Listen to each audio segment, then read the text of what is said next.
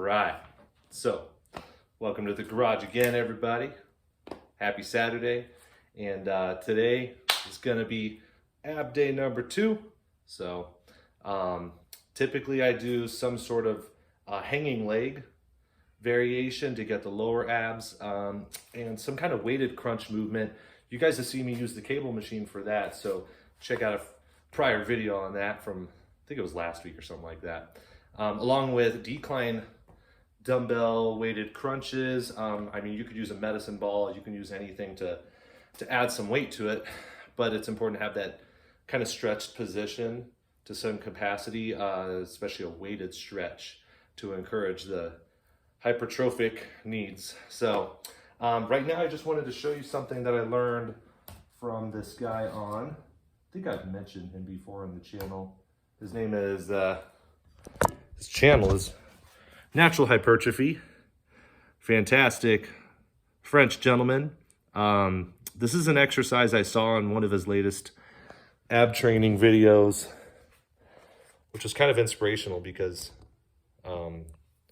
he is an encourager of bulking and body recomposition, but also inspiring the fact that even on a bulk you can still have visible abs. Like mine are kind of there. I've never seriously trained them, so as of 2 weeks ago I decided, hey, I'm going to try to get 12 sets of ab isolated works exercises. Works, words are hard.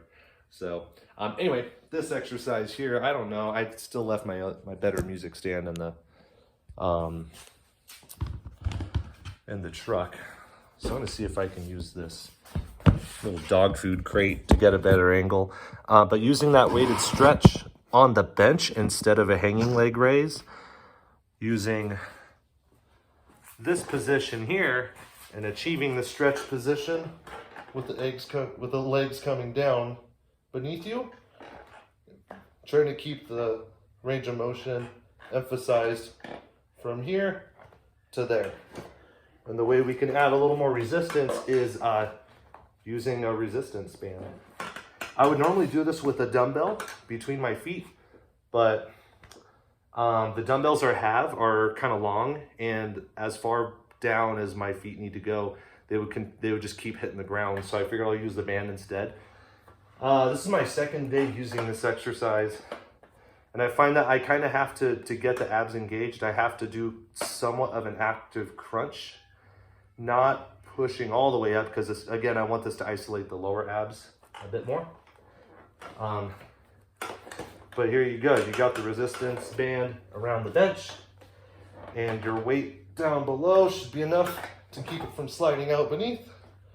And when you bring it up, the feet can be separated to get a little bit of obliques going on. I mean obliques, you want more of a twisting movement, but if your feet are a little bit apart, then it encourages more resistance from the band. So anyway, this is my third set.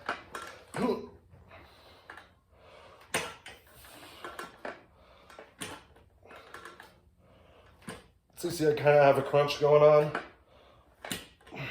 to get the abs to engage a little better versus strictly moving with the legs. I try to get a crunch going as well.